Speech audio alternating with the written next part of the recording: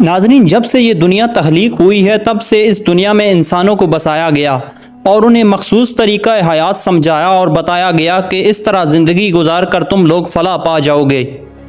جب انسان بھٹکے تو اللہ تعالیٰ نے ان کی رہنمائی کے لیے ان پر انبیاء علیہ السلام مبعوث فرمائے، اور وہ آئے اور اپنے مقررہ وقت تک لوگوں کو سیدھی راہ کی ترغیب اور توحید کی دعوت دیتے رہے، اور پھر اپنے مقررہ ٹائم کے بعد دنیا فانی کو الوداع کہہ کر سفر آخرت اختیار کر لیا۔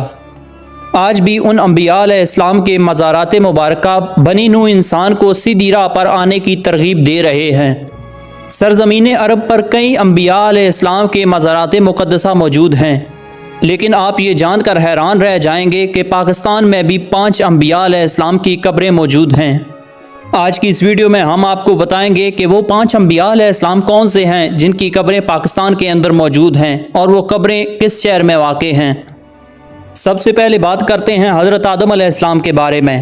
حضرت آدم علیہ السلام کے کل 20 فرزند تھے، لیکن بعض مفسرین لکھتے ہیں کہ حضرت آدم علیہ السلام کے 240 بیٹے تھے جو کہ پوری دنیا میں پھیل گئے، اور اس کے بعد ان کی تعداد میں اضافہ ہوتا گیا۔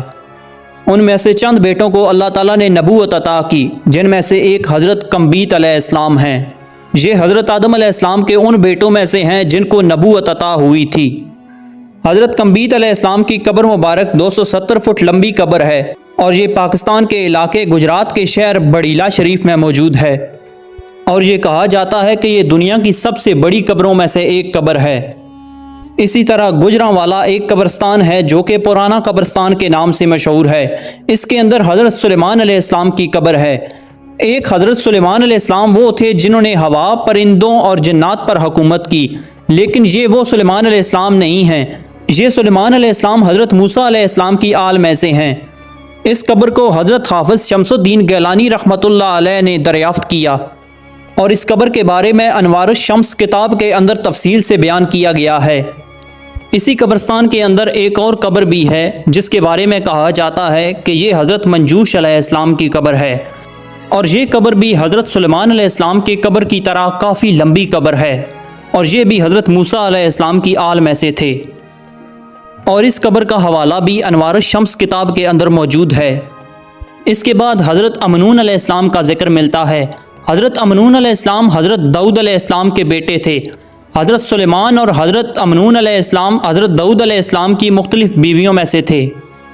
حضرت امنون علیہ السلام نے دین کی تبلیغ کے لیے تقریباً 30 سال فلسطین میں گزارے، اور پھر عرب ممالک سے ہوتے ہوئے سندھ کے علاقے میں پہنچے۔ آپ کا مزار اقدس گجرات شہر سے تھوڑا دور شیخ جورانی کے مقام پر واقع ہے۔ آپ کے مزار مبارک پر روزانہ سینکڑوں کی تعداد میں زائرین آتے ہیں۔ اس کے بعد حضرت حام علیہ السلام کا ذکر ملتا ہے۔ حضرت حام علیہ السلام حضرت نوح علیہ السلام کے صاحبزادے تھے، اور ان کی قبر پاکستان کے شہر جہلم میں واقع ہے۔ حضرت حام بن نوح علیہ السلام کی تقریباً عمر 536 سال ہوئی۔ حضرت نوح علیہ السلام کے کل 4 بیٹے تھے، جن میں سے ایک کافر تھے، جبکہ 3 آپ کے ساتھ کشتی میں سوار ہوئے۔ حضرت حام علیہ السلام نے افریقہ کا آدھا حصہ اور اس کے آس پاس اور ایشیا کے حصے میں دین کی تبلیغ کی۔ آپ کی قبر مبارک تقریباً 75 فٹ لمبی ہے۔ اللہ تعالیٰ نے ہر دور میں انسانوں کی رہنمائی کے لیے انبیاء علیہ السلام مبعوث فرمائے۔